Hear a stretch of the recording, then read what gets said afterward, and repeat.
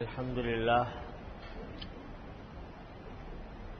لله رب العالمين، والصلاة والسلام على سيدنا ومولانا محمد خاتم النبيين وعلى آله وأصحابه أجمعين وعلى كل من تبعهم بإحسان إلى يوم الدين. أما بعد، بزرگان محترم اور برادران عزیز، السلام علیکم ورحمۃ اللہ تعالی وبرکاتہ۔ اللہ تبارک و تعالی کا فضل و کرم ہے کہ ہمیں اس نے اپنی زندگی میں ایک اور رمضان عطا فرمایا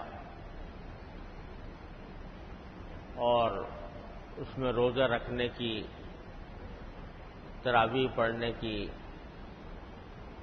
اپنے بساط کے مطابق تلاوت کی، نفلوں کی، تسبیحات کی اور دعاؤں کی توفیق عطا فرمائے۔ یہ محض اللہ تبارک و تعالیٰ کا فضل و کرم ہے۔ یہ توفیق ملنا بھی اللہ تبارک و تعالیٰ کا کرم ہے۔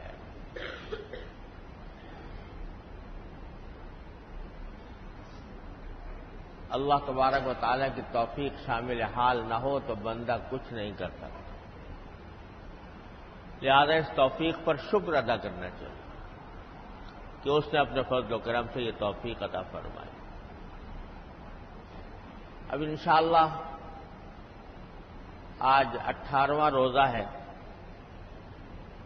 اور 2 دن کے بعد پرسوں کی شام سے انشاءاللہ عشرہ اخیرہ شروع ہو رہا ہے۔ ایسا لگتا ہے کہ جیسے ہوا کی طرح اڑ گئے 20 دن، 18 دن، 20 دن ہوا کی طرح اڑ گئے، پتہ ہی نہیں چلا۔ اللہ تبارک و تعالیٰ نے اپنے فضل و کرم سے یہ دن 18 گزروا دیے، اب کچھ 12 باقی رہ گئے، لیکن وہ 12 جو ہیں عشر اخیرہ کے اوپر مشتمل ہیں، جو در حقیقت پورے رمضان کا عطر ہے، پورے رمضان کا خلاصہ ہے یہ 10 دن جو آگے آنے والے۔ یوں تو رمضان کا ہر لمحہ ہی اللہ تعالیٰ کی نعمت ہے، رحمت ہے، کرم ہے، لیکن یہ 10 راتیں جو آنے والی ہیں، 10 دن جو آنے والے ہیں، یہ پورے رمضان کا عطر اور خلاصہ ہیں۔ ان 10 راتوں میں اللہ تبارک و تعالیٰ نے ایک رات شب قدر بھی رکھی، جس کو یہ فرمایا گیا کہ 1000 راتوں سے بہتر ہے۔ 1000 راتوں سے بہتر ہونے کے معنی یہ ہے کہ اگر کوئی شخص 1000 راتوں میں اللہ تبارک و تعالیٰ کی عبادت کرے، اسے جتنا ثواب ملے گا اس ایک رات میں عبادت کرنے سے اس سے زیادہ ثواب مل جائے گا۔ اور روایات میں آتا ہے کہ بعض اوقات صحابہ کرام رضی اللہ تعالی عنہ نے حضور اقدس صلی اللہ علیہ وسلم سے یہ بات پوچھی تھی کہ حضرت، پچھلے زمانوں کے لوگوں کا جب ذکر آتا ہے تو پتہ چلتا ہے کہ ان کی تو عمریں بڑی لمبی چوڑی تھی۔ حضرت نوح علیہ السلام کے بارے میں قرآن کریم نے فرمایا کہ فَلَبِثَ فِيهِمْ أَلْفَ سَنَةٍ إِلَّا 50 عَامًا، وہ 50 کم 1000 سال زندہ رہے، 50 کم 1000 سال۔ تو حضرت نوح علیہ السلام 1000 سال کے قریب زندہ رہے، تو اور بھی لوگوں کی عمروں کے بارے میں آتا ہے کہ وہ بڑی لمبی عمر ان کی ہوتی تھی۔ تو صحابہ کرام نے کہا کہ ہم تو پھر بڑے گھاٹے میں ہیں، کیونکہ جو شخص 1000 سال تک عبادت کرے، 1000 سال کی زندگی ہوئی اور 1000 سال تک اس نے عبادت کی. ایک ہمیں کہ 60 70 75 80 90 زیادہ سے زیادہ ہمیں مدت ملی تو ہم تو گھاٹے میں رہے. انہوں نے اپنے عبادتوں کا ذخیرہ جمع کر لیا اور ہماری عمر چونکہ کم تھی لہذا وہاں تک نہیں پہنچ سکے. تو اس پر قرآن کریم نے یہ آیت نازل فرمائی، انا انزلناہ فی لیلۃ القدر وما ادراک ما لیلۃ القدر. ہم نے یہ قرآن تمہارے اوپر نازل کیا ہے شب قدر میں، اور تمہیں کیا پتا شب قدر کیا چیز ہے. وما ادراک ما لیلۃ القدر لیلۃ القدر خیر من الف شہر. یہ شب قدر 1000 مہینوں سے زیادہ بہتر. اور لفظ استعمال کیا قرآن کریم نے خیر کا. یہ معمولی فرق ہو نا دو چیزوں میں تو اس وقت نہیں ہوتا استعمال. مثلا زید اگر کہیں کہ زید جو ہے وہ عمر سے بہتر ہے،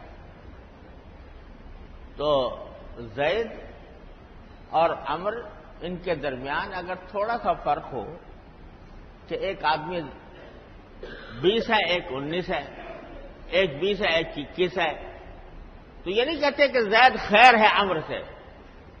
اس وقت کہیں گے کہ جب 1 اور 100 کی نسبت ہو تو کہیں گے کہ یہ خیر ہے. تو 1000 سے زیادہ خیر ہے. خیر ہونے کا معنی یہ کہ 1000 سے تھوڑا بہت زیادہ نہیں ہے، 1000 سے بہت زیادہ بہتر ہے. تو اللہ تعالیٰ نے یہ امت محمدیہ علی صاحب الصلاۃ والسلام پر انعام فرمایا کہ ایک رات ایسی عطا فرما دی جو 1000 راتوں سے کہیں زیادہ. کتنا زیادہ ہے اللہ ہی جانتے ہیں. تو یہ رات عطا فرما دی، یہ عشرہ اخیرہ میں آنے والی ہے. حضور اقدس صلی اللہ علیہ وسلم سے منقول ہے کہ آپ کو یہ شروع میں شب قدر کی رات، شب قدر کی معین تاریخ بتا دی گئی تھی کہ فلاں تاریخ میں آئی یہ شب قدر. لیکن حدیث میں آتا ہے کہ جب آپ باہر نکلے بتانے کے لیے تو 2 آدمی جھگڑ رہے تھے. اس جھگڑنے کی صورت میں جھگڑنے کی ایک طرح سے نحوست یہ ہوئی کہ رسول کریم صلی اللہ علیہ وسلم کے دل مبارک سے وہ یاد نہیں رہی کون سی تاریخ بتائی گئی.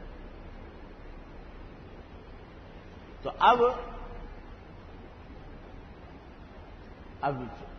حضور اقدس صلی اللہ علیہ وسلم نے فرمایا کہ اب میری متعین تاریخ تو مجھے یاد نہیں رہی، لیکن اتنا مجھے یاد ہے اور اتنا مجھے بتایا گیا ہے کہ آخری عشرے کی جو طاق راتیں ہیں 21 23 25 27 29 ان میں سے کوئی ہوگی،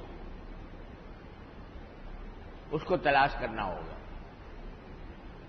اصل میں اللہ تعالیٰ کی حکمتیں مصلحتیں ہماری ادراک سے بہت اونچی ہیں. اصل میں تو اللہ تعالیٰ نے طے کر رکھا تھا یقیناً کہ بھئی کون سی رات شب قدر ہے. حضور اقدس صلی اللہ علیہ وسلم کو بتا بھی دیا پھر بھلا بھی دیا. یہ اس لیے کہ اصل مقصود یہ تھا کہ میری امت اتنی بڑی رات جو 1000 مہینے سے پتہ نہیں کتنی زیادہ بہتر ہے، اتنی بڑی رات ہے تو ایسے ہی مل جائے مفت میں، پہلے سے بتا کے پتہ چل جائے کہ بس فلاں رات ہے، بس اس میں دل لگا کے پڑھ لو، عبادت کر لو. ارے بھائی جب اتنی قیمتی چیز ہے، اتنی زبردست چیز ہے کہ 1000 راتوں سے بہتر ہے تو کچھ تھوڑی سی تمہیں محنت تو کرنی پڑے اس کو حاصل کرنے میں. یہی ویسے ہی وہ حلوہ نہ ہو جائے کہ بس کھا لیا اور ختم ہوا قصہ. تھوڑی سی محنت درکار ہے. لہذا اللہ تعالیٰ کو منظور تو یہ تھا کہ میرے بندے آخری عشرے میں اشتیاق کے ساتھ عبادت کریں کہ شاید وہ رات جس میں میں کر رہا ہوں وہی شب قدر ہو. اور اصل تو یہ تھا کہ 10 کی 10 راتیں اگر ہم سے کہا جاتا وہ 10 کی 10 راتیں جاگو، اس میں کوئی نہ کوئی ہوگی، تو بھی کچھ بعید نہیں تھا. لیکن اور متعین کر دیا کہ آخری عشرے کی 10 راتوں میں سے جو طاق راتیں ہیں 21، 23، 25، 27، 29 ان میں ہوگی. اصل بات تو یہ تھی، یہی مقصود بھی تھا اللہ تعالیٰ کا. لیکن شروع میں متعین تاریخ بتا کر پھر بلا دیا یہ بتانے کے لیے کہ دیکھو مسلمانوں کے درمیان جھگڑا یہ اتنی منحوس چیز ہے کہ اس کی وجہ سے اللہ کے نبی کو شب قدر کی تاریخ کی تعیین بھلا دی گئی. تو یہ بتانا مقصود تھا کہ ارے بھائی جھگڑا نہ کرو، جھگڑوں سے بچو. آج ہماری قوم جھگڑوں ہی کے اندر پھنسی ہوئی ہے. شب قدر آ رہی ہے اور جھگڑے ہیں، ایک دوسرے کے اوپر تان و تشنیع ہے، گالی گلوچ ہے اور تانے ہیں. اسی لڑائی جھگڑے میں پڑی ہوئی ہے. جس نے شب قدر کی ناقدری کر کے اس کو بھلوا دیا. تو اللہ تعالی حفاظت فرمائے. یہ لڑائی جھگڑے بڑی منحوس چیز ہے. رسول کریم سرور دو عالم صلی اللہ علیہ وسلم نے ایسے احکام اور ایسی تعلیمات عطا فرمائی ہیں کہ اس میں لڑائی جھگڑے یا تو ہوں ہی نہیں، اور اگر ہوں اختلافات پیدا ہو جاتے ہیں انسانوں کے درمیان تو وہ مار پیٹ تک، گالی گلوچ تک نہ پہنچے، بلکہ وہ حدیث میں فرمایا کہ جو شخص میں جنت کا ذمہ دار ہوں، جنت کے بیچوں بیچ گھر دلوانے کا ذمہ دار ہوں، اس شخص کو جو اب حق پر ہونے کے باوجود جھگڑا چھوڑ دے. حق پر ہے اور اگر مطالبہ کرنا چاہے حق اس کو مل سکتا ہے، لیکن سوچتا ہے کہ میں حق طلب کروں گا جھگڑا ہوگا، مقدمہ بازی ہوگی، عدالتوں تک جانا پڑے گا اور میں بھی کھینچوں گا، دوسرے کو بھی کھینچوں گا. اس سے بہتر یہ ہے کہ جھگڑا چھوڑ دو، اپنا حق چھوڑ دو. کہتے ہیں جو شخص یہ کام کرے رسول کریم صلی اللہ علیہ وسلم فرماتے ہیں میں اس کے لیے جنت کے بیچوں بیچ گھر دلوانے کا ذمہ دار ہوں. اللہ تعالیٰ ہمیں اس پر عمل کرنے کی توفیق عطا فرمائے. تو یہ جھگڑے سے کی نحوست بتلانی مقصود تھی.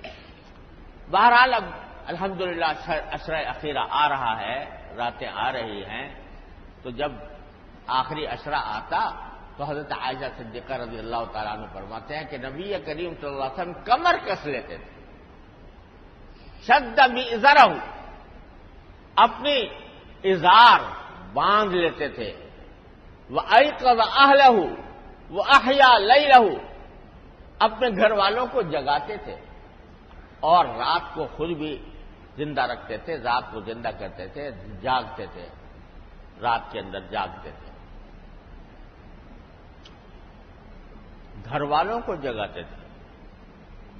عام حالات میں جب نبی کریم صلی اللہ علیہ وسلم تہجد کی نماز پڑھتے تھے تو حضرت عائشہ صدیقہ رضی اللہ تعالی عنہا یا امہات المومنین میں سے کسی کو جگاتے نہیں تھے، بلکہ اس کا اہتمام کرتے تھے کہ اگر وہ سو رہی ہیں تو ان کی آنکھ نہ کھلے. حدیث میں آتا ہے کہ جب تہجد کے لیے آپ اٹھتے تو دھیرے سے اٹھتے، دروازہ دھیرے سے کھولتے، دھیرے سے چلتے. کیوں؟ تاکہ حضرت عائشہ صدیقہ رضی اللہ تعالی عنہا کی آنکھ نہ کھلے، یا دوسری اگر کسی روضہ مطہرہ کے بعد ہے تو ان کی آنکھ نہ کھلے. اس کا اہتمام فرماتے. یہ نہ ہو کہ ہم تہجد پڑھ رہے ہیں تو وہ سارا محلے کو خبر ہو اور سارا محلے کو ہم جگائیں اور اس کی نیند خراب کریں. آپ اہتمام کرتے تھے کہ زیادہ شور نہ ہو، کہیں ایسا نہ ہو کہ آدمی جو ہے وہ اٹھ جائے، لیکن جب عشرہ اخیرہ آتا تو اہتمام کر کے اپنے گھر والوں کو اٹھاتے۔ یہ عشرہ اخیرہ کی خصوصیت بتائی ہے رسول کریم صلی اللہ علیہ وسلم کی سنت۔ تو بھائی آخری عشرہ اب شروع ہونے والا ہے انشاءاللہ پرسوں شام سے۔ اس کا صحیح فائدہ تو وہ لوگ اٹھائیں گے انشاءاللہ جو اعتکاف کریں گے، 10 دن کا اعتکاف مسجد کے اندر۔ اس میں اگر وہ سوئیں گے تو سونا بھی عبادت ہوگا، وہ اگر خالی بیٹھیں گے خالی بیٹھنا بھی عبادت ہوگا۔ اصل فائدہ تو وہی اٹھائیں گے، لیکن جن کو اعتکاف کا موقع نہ ملے تو وہ بھی کم از کم اس رات میں عبادت کا اہتمام کریں، جتنا ہو سکے جاگ کر نفلیں پڑھیں، اس میں تلاوت کریں، اللہ کا ذکر کریں اور دعا کریں۔ دعا کی تو خاص رات ہے، یہ دعا کی خاص رات ہے۔ اللہ تبارک و تعالیٰ کا منادی آواز دیتا ہے۔ رسول کریم صلی اللہ علیہ وسلم نے ایک حدیث میں ارشاد فرمایا کہ اس میں اللہ تعالیٰ آواز دیتے ہیں، ہے کوئی مغفرت مانگنے والا جس کی میں مغفرت کروں،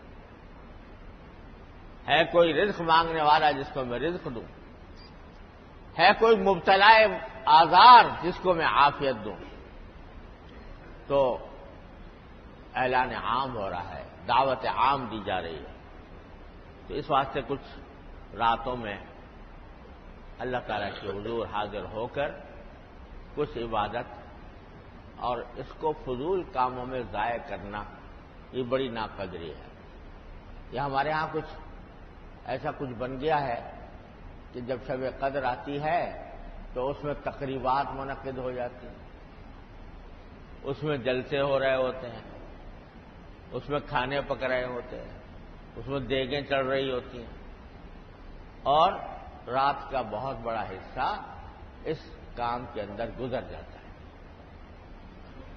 تو یہ تو ایک ایک لمحہ اس کام کے لیے ہے کہ آدمی اس قسم کی دعوتوں اور تقریبات سے الگ ہو کر ایسی جگہ بیٹھے خلوت میں کہ وہ ہو اور اس کا اللہ ہو۔ یہ خلوت میں اللہ تبارک و تعالیٰ سے رابطہ کرنے والی رات ہے، یہ نہیں کہ اجتماعی طور پر پسند نہیں کیا گیا۔ ہاں کسی کو نیند آتی ہو گھر میں اکیلے میں تو بیچارہ وہ نیند سے مجبور ہو کے باہر آ کے کر لے، چلو کوئی بات نہیں، لیکن اصل یہ ہے کہ آدمی اس طرح بیٹھے کہ وہ ہو اور اس کا اللہ ہو، مانگے اس سے، سجدے میں گر کر مانگے اللہ تبارک و تعالیٰ سے، اپنی ساری حاجتیں مانگے، اللہ تبارک و تعالیٰ کے سامنے حاضر ہو۔ سب سے اچھی بات یہ ہے کہ کم از کم 8 یا 12 رکعتیں پڑھی جائیں، اس میں جتنا ہو سکے لمبی صورتیں یاد ہوں تو بہت اچھا، نہیں تو جیسی بھی یاد ہوں 8 یا 12 رکعتیں پڑھیں، لمبے رکوع، لمبے سجدے۔ اور رکوع جو ہے نا یہ وہ حصہ ہے عبادت کا جو در حقیقت اللہ تبارک و تعالیٰ کی حمد و ثنا کے لیے۔ ایک حدیث میں روایت آتی ہے کہ آپ نے فرمایا کہ رکوع جو ہے وہ حمد و ثنا کے لیے، اللہ کی تعریف بیان کرنے کے لیے، اللہ تعالیٰ کا شکر ادا کرنے کے لیے، اللہ تعالیٰ کی ثنا کرنے کے لیے۔ تو جو جتنے ثنا کے صیغے ہیں وہ سبحان ربی العظیم خود ثنا کا صیغہ ہے، سبوح القدوس ثنا کا صیغہ ہے، سبحان اللہ والحمد للہ ولا الہ الا اللہ واللہ اکبر ولا حول ولا قوت الا باللہ العلی العظیم ثنا کا صیغہ ہے۔ جتنے ثنا کے صیغے یاد ہے، لا الہ الا اللہ وحدہ لا شریک لہ لہ الملک ولہ الحمد یحیی و یمیت وہو علی کل شیء قدیر، یہ چوتھا کلمہ کہلاتا ہے، یہ بھی ثنا کا۔ تو حدیث میں فرمایا رکوع میں زیادہ تم اللہ کی تعریف اور ثنا کرو۔ اللہ کی تعریف کے جو جملے ہیں وہ رکوع کے اندر زیادہ کوشش کرو کہ ادا ہو۔ سبحان اللہ وبحمدہ، سبحان اللہ العظیم، سبحان اللہ الحمدللہ ولا الہ الا اللہ، اللہ اکبر، سبحان اللہ، سبحان ربی العظیم تو ہے ہی ہے، وہ بھی ثنا ہے، اور 3 دفعہ 5 دفعہ 7 دفعہ وہ کہہ لو۔ اس کے بعد اللہ کی تعریف کرو گرو کی حالت میں، سبحان اللہ الحمدللہ لا الہ الا اللہ، اللہ اکبر۔ اور سجدے میں رسول کریم صلی اللہ علیہ وسلم نے فرمایا سجدے میں بندہ اپنے پروردگار سے سب سے زیادہ قریب سجدے کی حالت میں ہوتا ہے۔ اس سے زیادہ قرب دنیا میں متصور نہیں ہے۔ میں جب سجدے میں سر رکھ دوں زمین کو آسماں کر دوں، جب زمین پر سجدے پر سر رکھ دیا تو زمین کو آسماں کر دوں، یہ براہ راست عرش سے تعلق قائم ہو جاتا ہے، عرش تک پہنچتا ہے یہ سجدہ اگر دھیان سے کیا جائے، پیشانی زمین پر اللہ کے لیے ٹیکی جائے تو یہ اللہ تعالی سے قرب کا اس سے زیادہ بہتر اور قریب تر کوئی عمل نہیں سجدے میں۔ تو سرکار دو عالم صلی اللہ علیہ وسلم فرماتے ہیں بندہ اپنے پروردگار سے سب سے زیادہ قریب سجدے میں ہوتا ہے۔ چونکہ سجدے میں ہوتا ہے لہذا فرمایا فَأَكْثِرُوا فِيهِ الدُّعَاء، اس میں دعائیں کثرت سے مانگو سجدے میں، یعنی وہ دعائیں جو قرآن میں آئی ہیں یا جو رسول کریم صلی اللہ علیہ وسلم نے سکھائی ہیں، عربی کی دعائیں، ربنا آتنا فی الدنیا حسنہ وفی الآخرۃ حسنہ وقنا عذاب النار، ربنا اغفر لنا ذنوبنا واسرافنا فی امرنا وثبت اقدامنا وانصرنا علی القوم الکافرین، جتنی دعائیں قرآنی دعائیں یا حضور اقدس صلی اللہ علیہ وسلم سے منقول ہے وہ دعائیں مانگو۔ حدیث میں آتا ہے کہ رسول کریم صلی اللہ علیہ وسلم جب سجدے میں جاتے تھے تہجد میں تو اتنا لمبا سجدہ اوقات کرتے تھے، حضرت عائشہ فرماتی ہے مجھے ڈر لگنے لگتا تھا کہ کہیں ایسا تو نہیں کہ روح پرواز کر گئی، سجدے میں اتنی دیر سے پڑے ہوئے روح پرواز کر گئی۔ تو بعض اوقات میں اٹھ کر انگوٹھا ہلا کر دیکھتی تھی کہ آپ باحیات ہیں یا نہیں۔ تو ایک رات میں نے دیکھا سجدے میں بہت دیر ہو گئی تھی تو میں نے دیکھا انگوٹھا ہلا کر اندازہ کرنے کی کوشش کی تو پتہ چلا کہ حیات ہیں، اور پھر انہیں آپ کے سسکیوں کے ساتھ یہ آواز آ رہی تھی کہ اللہم انی اعوذ برضاک من سخطک وبمعافاتک من عقوبتک واعوذ بک منک لا احصی ثناء علیک انت کما اثنیت علیک۔ سجدے کی حالت میں یہ دعا مانگ رہے تھے کہ یا اللہ میں آپ کی رضامندی کی پناہ چاہتا ہوں آپ کی ناراضی سے، آپ کی ناراضی سے آپ کی رضامندی کی پناہ چاہتا ہوں، اعوذ برضاک من سخطک وبمعافاتک من عقوبتک۔ اے اللہ آپ کی جو شان عفو و کرم ہے اس کی پناہ مانگتا ہوں آپ کے عذاب سے، واعوذ بک منک، اور آپ ہی کی پناہ چاہتا ہوں خود آپ سے، یعنی آپ اگر اللہ بچائے عذاب دینے پر آ جائیں اور پریشان کرنے پر آ جائیں تو آپ کی دی ہوئی پریشانی سے پناہ کسی اور کے پاس نہیں ہے سوائے آپ کے۔ اللہم انی اعوذ بک منک، آپ ہی سے پناہ مانگتا ہوں آپ کی۔ جیسے چھوٹا بچہ ہوتا ہے نا، وہ ماں اس کو مار رہی ہوتی ہے اور وہ چیخ رہا ہوتا ہے، لیکن چیخ کے پھر ماں ہی کے اندر گھسے گا کہ مارنے والی بھی یہ ہے لیکن مار سے بچانے والی بھی یہی ہے۔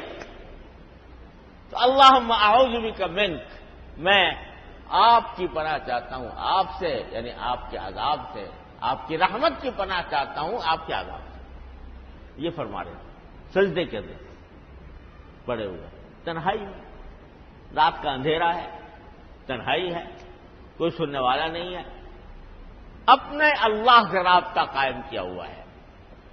تو یہ راتیں اسی کام کی ہیں کہ آدمی سجدے میں گر کر اپنے پروردگار سے رابطہ پیدا کرے۔ ارے کہہ لو جو کچھ کہنا ہے۔ ایک تو ہے نماز کا سجدہ، اس کے اندر تو صرف قرآنی دعائیں اور معذور دعائیں پڑھنی چاہیے، مانگنی چاہیے عربی والی،